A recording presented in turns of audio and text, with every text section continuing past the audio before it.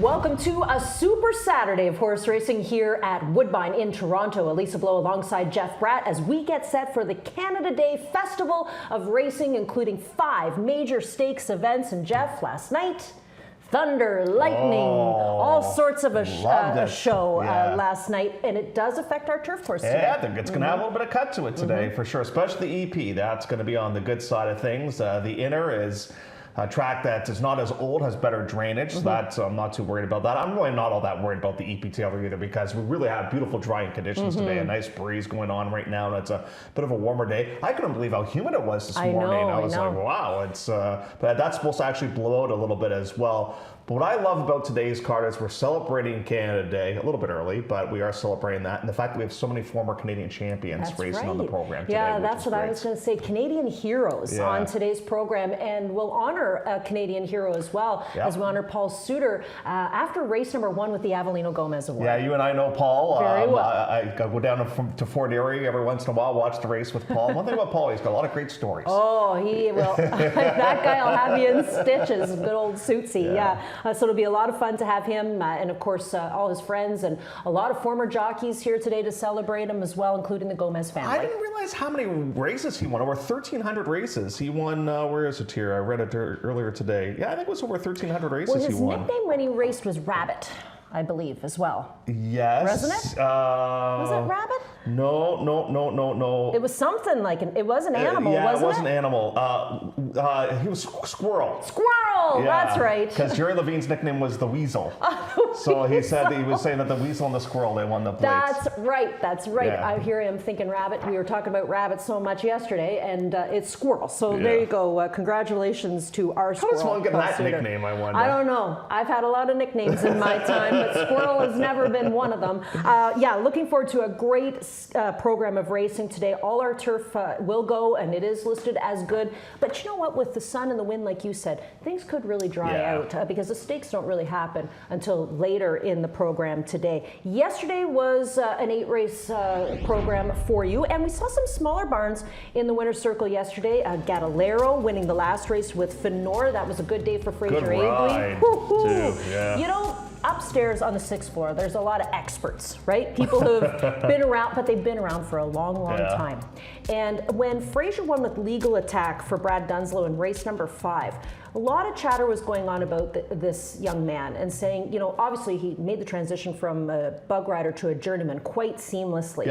But if this kid stays riding the way he's riding, he could easily be a top 5 rider here over the next 5 years. And the thing that's a huge plus for him, he's a natural lightweight too. Oh, I know, isn't that a beauty? Doesn't have to worry about his weight at all, and he's a smart kid. He's very enthusiastic. He's got a great teacher, and Jerry Olgan is his agent as well. So yeah, no, he's having a real good go of things right now.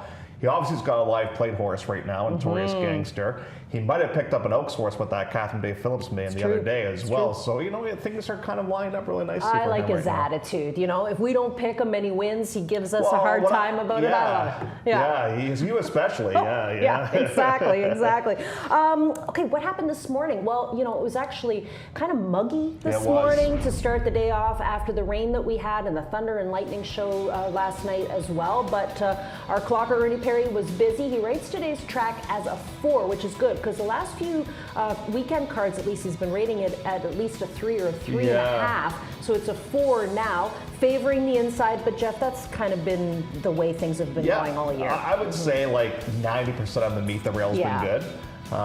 Horse to watch. Now, you and I had to look up this one, Naughty Destiny. This is a horse they just got from New York. Hasn't run since last season, as a matter of fact, and it's a maiden too. So I'm not sure where exactly Naughty Destiny is going to run, but the fact that horse made on to the work of the day, the fact that Savage would work a horse like that too, I find a little bit interesting too. So keep an eye on that horse's name, Naughty Destiny, coming up a little bit later on. And of course, Ernie highlights the best wagering races, race number 8, which just happens to be my favorite stake race of the year, the Highlander. I love it. Highlander and the Arctic, they're kind of the bookends when it comes to sprints on the turf.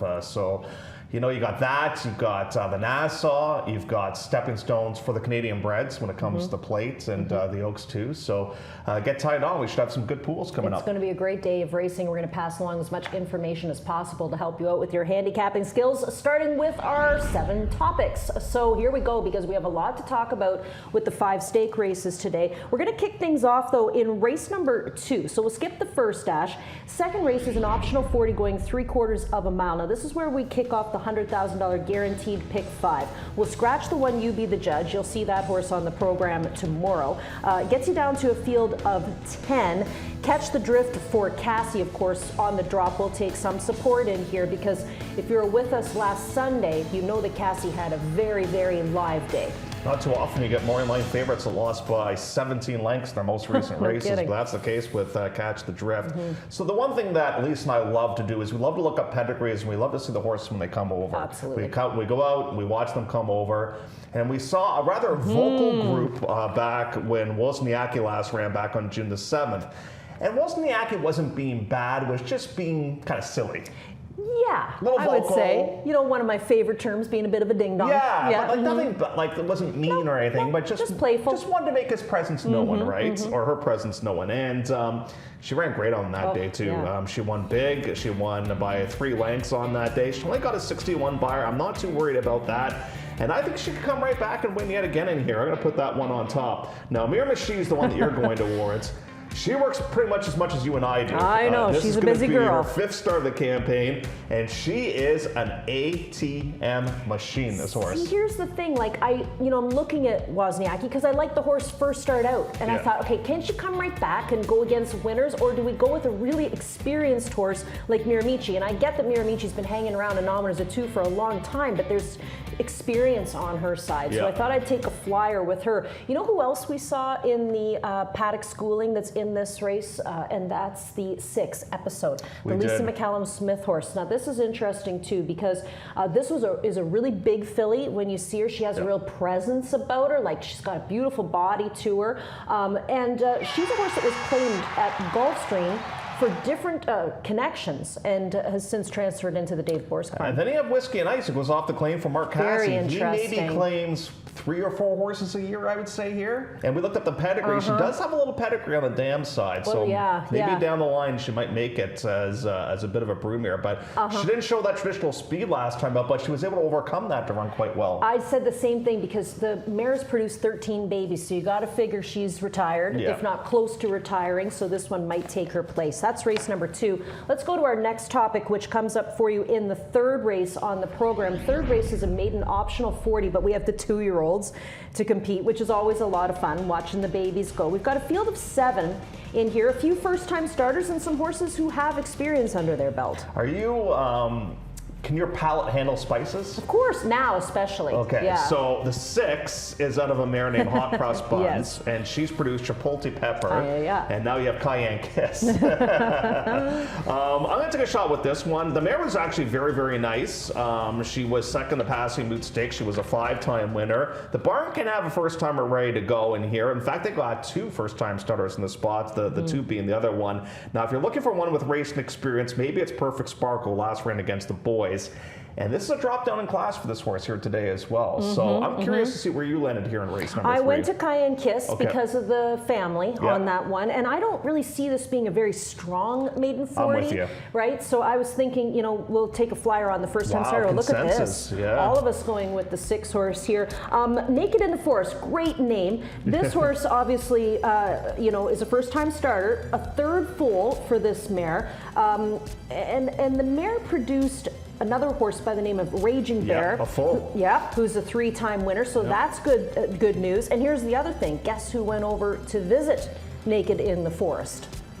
Well, I hope he has clothes on.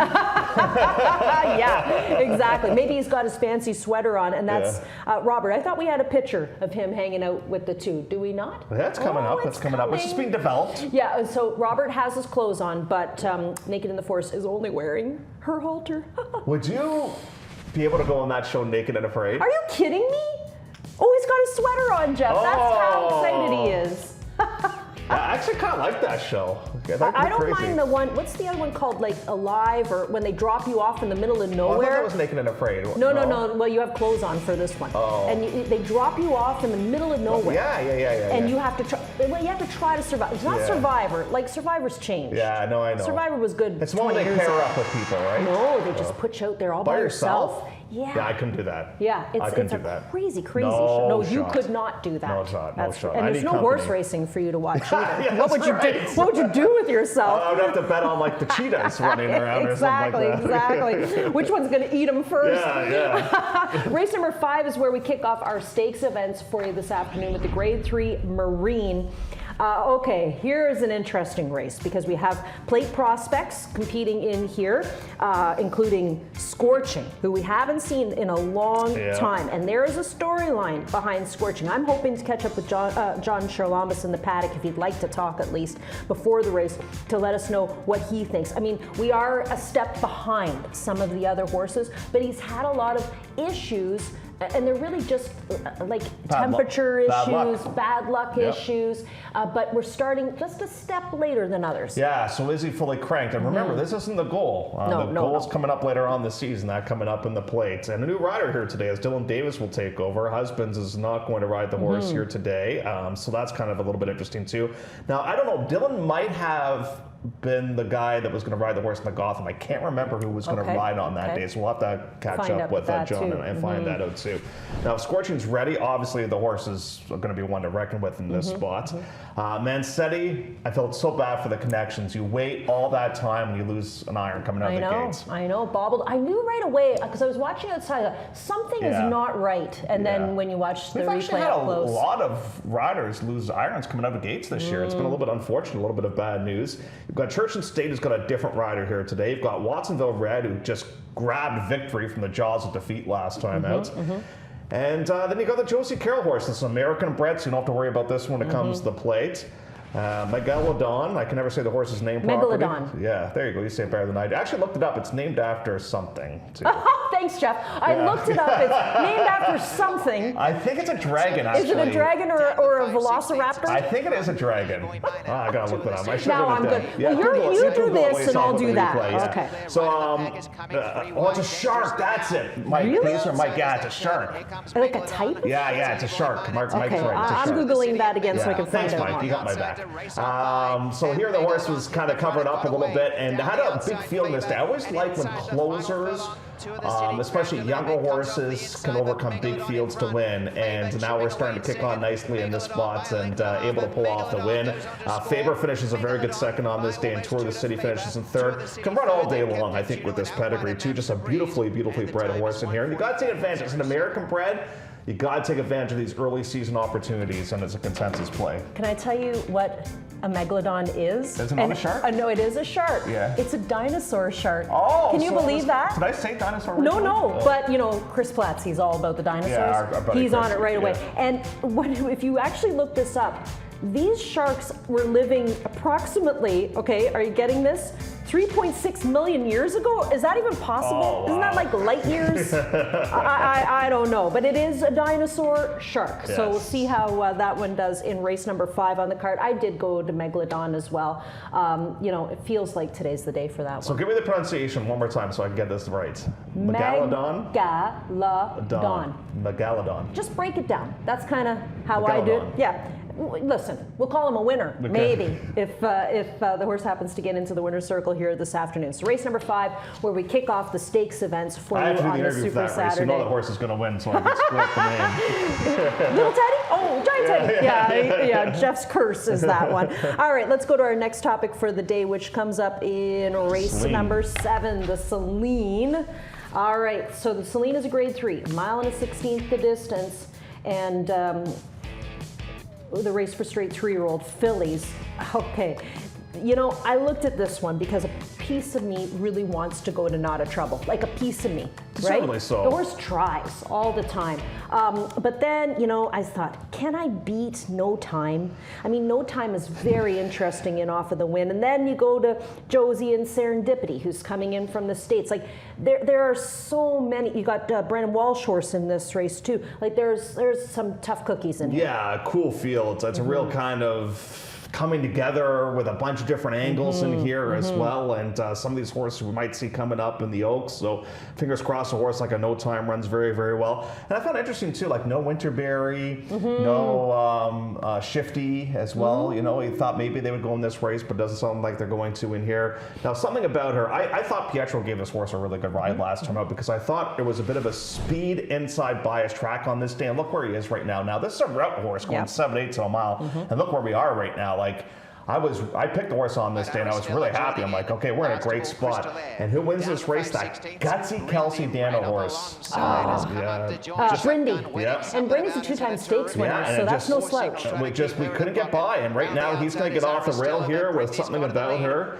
And you know what too? Like, for a horse to run this well at a distance that really is not her game, that's awesome. And here she comes right now. But she's definitely a two-turn horse all day long. And you know what too, Lisa, which was interesting too when I was looking up her PPs? Look at her 2 races with Lasix. That's easily the 2 best races I think she's ever run. Yeah. So I think that's helped her out immensely in here. That's a bit of a tough bob there on that day too. So she ran great, and I think she's the horse to beat here coming up in this spot. I just think, you know, going around 2 turns, she's going to be tough in here. But yeah, you know, with No Time, I don't know how good she is. She might be able to go the entire way. You know, she's out of a Samsung mare. So turf probably down the line at some point with her, but she looked great when she won last time. I don't know. You know, I was just kind of thinking, it feels to me like when we have these major days, that's when you see these Cassie horses really start to shine. And I thought it could be a great opportunity here for No Time. Now, Doug McPherson's using the 4 on top. Madame Obey, who comes out of the Josie Carroll barn, makes only the 2nd start of the season and will be stretching out to go around 2 turns for the first time today. Mare's dropped 3 route winners, so I kind of like that. The comeback race was just so-so, I thought. I think she's better than what we saw in that comeback race, that's for sure. I'll tell you the other thing, too, on Not a Trouble, which is just kind of a funny story, and Jeff was actually here when it happened. The breeder of the horse, which is Apricot Valley, Colin Davis, texted me after the horse broke her maiden and said, oh, I'm just in tears. You know, it was just so amazing to see one of our babies win. And he said, and I didn't even bet. I said, yeah, but you'll get the Breeders' Award. And he said, what's that? Yeah. He didn't even understand Breeders' Awards, and he's been making some Breeders' Awards with this one, considering the fact that she's had some great efforts and been stakes placed as well. Wouldn't it be cool too if Willie picked up his first win of the season in this race? That would be great. That would be a really nice story. That would be great. All right, so that's race number 7 on the card, the Grade 3 Celine. Let's go over to race number 8 next, the 8th race, my favorite, my absolute favorite stakes race here of the year, the Grade 2 Highlander. Lane 1 on the EP Taylor. It is listed as good. Maybe by the time the 8th race comes, who knows, it might get a little bit firmer, but this is going to be a showdown. I mean, you've got My Boy Prince, who has transitioned over to the turf and done amazing things. Down in New York, he was a winner. He just got beat in the Grade 1 Jaipur. Then you have, of course, our hero Patches O'Houlihan. We know that Miss Tart's going to go into the last instead. That's we kind of figured that. And we've got Dresden Row finally. We're getting a chance to see Dresden Row.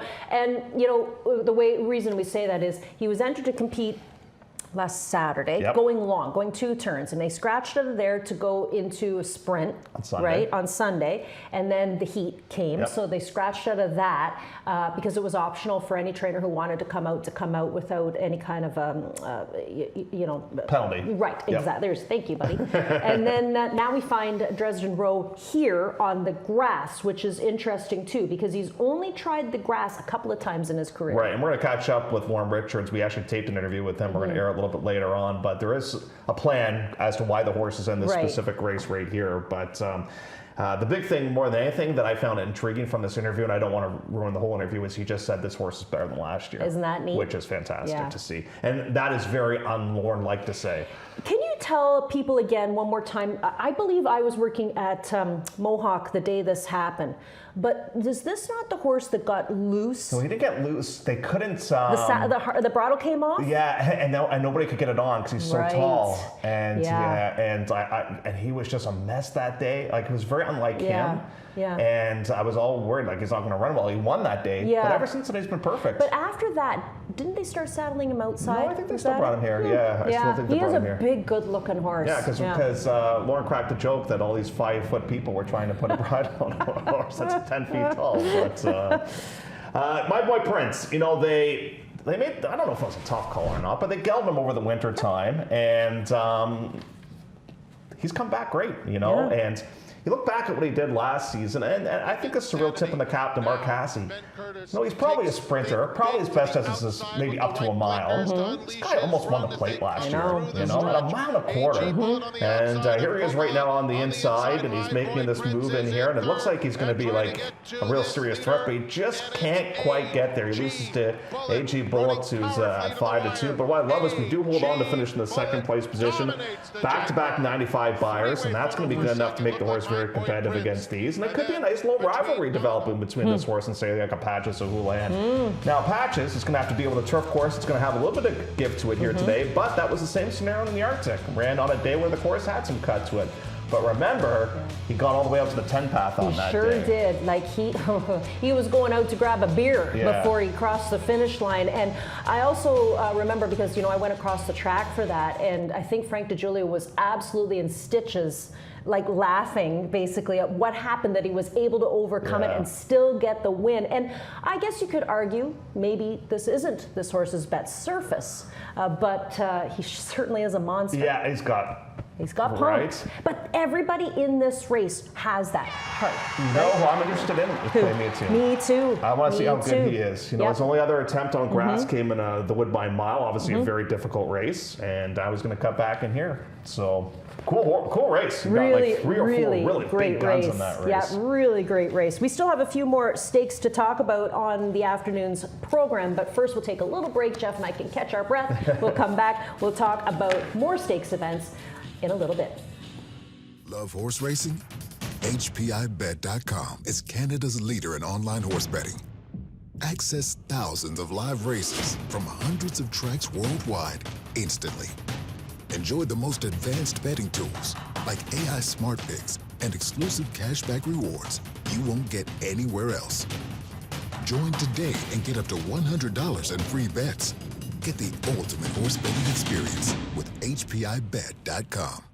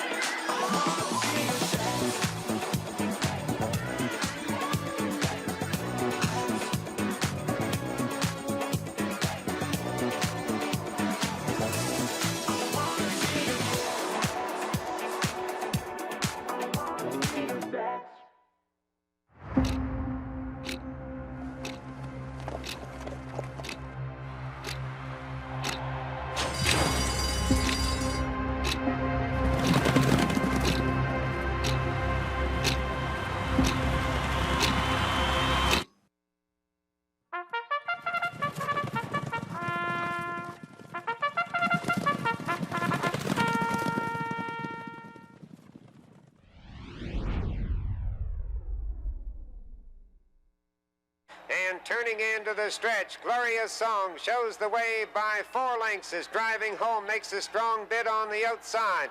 That's Glorious Song. She's all by herself. Driving home is now second. Bye Bye Tony has moved up third. Somalio Man is fourth. Glorious Song by a good margin, and she wins the Dominion Day Stake. Back in 1991, Robin Platts won with Glorious Song for conditioner Jerry Belanger. And of course, it's a race that we always ran on Holiday Monday. Yep. When we used to have Holiday Monday racing, I remember it being the final race for Sandy Hawley, too. Remember that? With Teramoto? They boxed him in that day, too. Didn't get to win it. Yep. And we could have a filly winning mare winning this race and Fashionably Fab. So, it has happened in the past. Yeah, it's a great tradition, the Dominion Day, and it comes up as race number 9 on today's card, a grade 3 going a mile and an eighth for a purse of $150,000. Now we have some interesting horses here. You got Stanley House, who we could argue is a horse who just always, finds a way to get himself into a little bit of a jackpot. But we have Essex Serpent coming back as well. He was an easy winner of an optional 50. And then, of course, Classic Motown, who comes in off of a win in the Grade 2 Eclipse. Fantastic again is here for Wesley Ward. This is a really interesting type of horse because there's an awful lot of breaks in his career, but he comes back ready to go. And he's raced against some of the best, including Carl Spackler. He's never missed the board on synthetic. 5 starts in the synthetic, 3 wins and 2 third-place finishes. I think think that's the reason why he's here, because he was cross-centered in the Texas Turf Classic at Lone Star today, but elected to go in this race instead. And great to see Victor Espinoza with us here at Woodbine. But yeah, I'm with you with Essex Serpent. I just thought that was a breathtaking performance. There was a lot of pace in that race, and Patrick said, I don't care, come and catch me. And then went 23 1/2 and 46 3, and the horse absolutely crushed on that day. So I think that's going to be the game plan yet again. Now, Classic Motown might be able to find himself in a great spot yet again. You know, he made a move in this race and he just held off, because we got to watch two horses in the spot. This one, and here's going to be the runner-up in this race, who is way back here. And this is a grade 1 caliber horse in Web Slinger, who just runs out of racetrack on this day. But obviously, you know, Classic Motown got the jump on everybody and is able to pull off this victory. And what's so great about him is they claimed for just $25,000, and he's always run well in against stakes competition. He ran second the valedictory, and he finally got a much-deserved stakes win last time out in the Eclipse. And he fits beautifully in this spot. The extra distance is not going to be an issue at all for him. He maybe needed that most recent race as well. And I think he's probably flying under the radar a little bit, because you like Fantastic Again. I like Essex Serpent. I just think there's kind of some flashier horse in this race, and I still think you might get a decent number on Classic Motown. Well, you might. And I think when we interviewed Mark Drexler after he won that Eclipse, he said, you know, this horse has been a stakes caliber type of horse all along. At least that's what he thought. And like you said, was only claimed for $25,000. I am really kind of what's the word? Well, I'm excited to see what happens with this 5 Fantastic Again. You know, because if you look and you're saying, man, he hasn't raced since April at Keeneland, but it was a grade 1, and you know, he's second in the Shoemaker. Like, I mean, this is a cool horse, and he's a traveling horse. Like, they take him all over the place. You know, with Wesley Ward, I'm not too worried about layoffs with him, because he's pretty good off the bench, and he tends to really spot them well, you know, so that's why he's such a high percentage trainer. So I think they're on to a very interesting entry in that race. That's off the layoff, Jeff, off the extended layoff, basically 25%. And that's from a huge sample. And just get back to Stanley House. I can't believe he's only won 3 races in his career. He's a hard luck guy, isn't he? I know. All righty. Well, that's the 9th, the Dominion Day, as we go over to the 10th. So we wrap up the card today, the Jackpot High Five, with the stakes event. $46,000 is the money in the carryover pool for the Jackpot High Five. 1 mile the distance for the Grade 2 Nassau, and $175,000 on the line. You have the big mare, Caitlin Her Greatness, coming back in here today after demolishing the field in the Belle Mahone. She really did steal our hearts, I think, last year. You know, especially when we saw the quick comeback for her from you know, the Oaks to the Plate, obviously, and the extra week helped maybe a little bit too for her. But she's a monster on the grass. She's a monster on the main track, and it's just so fun to watch her compete here. She had a lot thrown at her in a short time, you know, and she overcame that obstacle. And it might have caught up to her a little bit at the end of the year, because she didn't run all that great in the Maple Leaf. She ran terrific in the Kiwi too. But often here on the show, we'll show troubled trips, horses that maybe wide last time. But I just want to celebrate a horse that ran terrific last time out. And we'll take a look at the replay right now with Caitlin Her Greatness, because she was amazing. And you know what? This might be the best race she's ever run. You know, like, this is going to be an amazing feeling when you're Rafael Hernandez. You are just literally laughing at this point. You're like, I have all these horses beat at any time I want. And gets out right now and it's over. It is absolutely over at this portion of the race. And I found the comments interesting after the race with Kevin too. Is like, I was a little worried because she was working so quickly. But look at her works now. They're a little slower coming into this race, which I think is a bit of a plus too. And with fresh horses too, sometimes they will work a little too quick, right? The other thing that's interesting is that, you know, they had such a great campaign with Moira. And the horse leaves the barn and there's an empty feeling, right? Because your queen is essentially gone, and you're thinking, am I ever going to get another horse who can, you know, be in her stall, wear her shoes? And here you go with a really nice horse from Windstar. Caitlin Her Greatness comes in, and she has been an absolute monster. And you know what? We're really grateful to have her here all the time. It's a lot of fun. She's an Ontario bred. I mean, super cool. She's going to have to run, because the Sweet Rebecca is a nice horse for Chad Brown. And the horse you like a little bit on the outside, the Brendan Walsh horse, ran great in the Gallarette Stakes. So. That's the other thing. I worry about that one here today.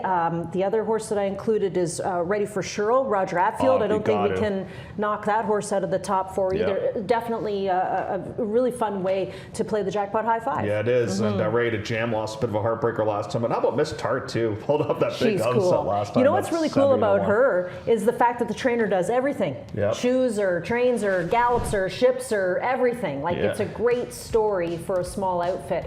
Oh, who did Robert meet? Metaphysical from the Tony Gadalero barn. They had a nice winner Yep. with Fenor in the last race on the program yesterday. And as Robert points out, that she's very physically impressive, and he would know. She ran okay in the Royal North Yeah. too. You know, the distance factor here today of a mile, that is going to be a bit of a guess.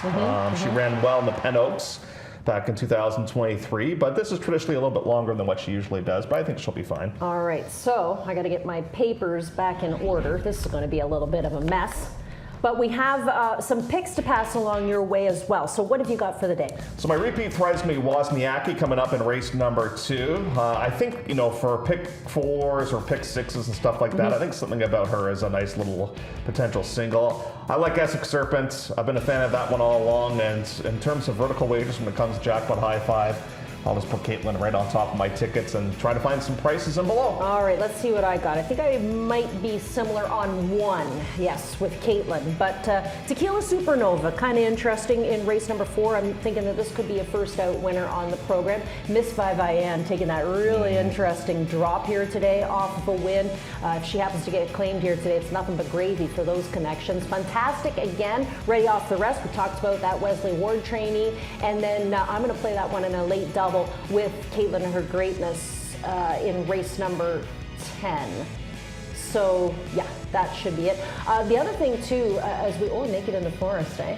For The Woodbine TV prod. Oh, waka waka. Cayenne Kiss, we talked about this horse too, the 2-year-old, and Something About Her for Ron Gierkink. That's an interesting horse in the 7th race on today. He's talking about the runs on the main track and the victory in the Mazarine. So yeah, wanted to say too, we are not going to be doing our regular pick 4. No, we're going to change things up a little bit today. All stakes late pick 4. All stakes late pick 4 for Jeff and I. So if you're looking for it in the 4th race, we will pass it along later on in the program. Our clocker passes along a couple of horses to keep your eye on today as well. That's Jinx Me, a very interesting horse in the first today for Matt Douglas.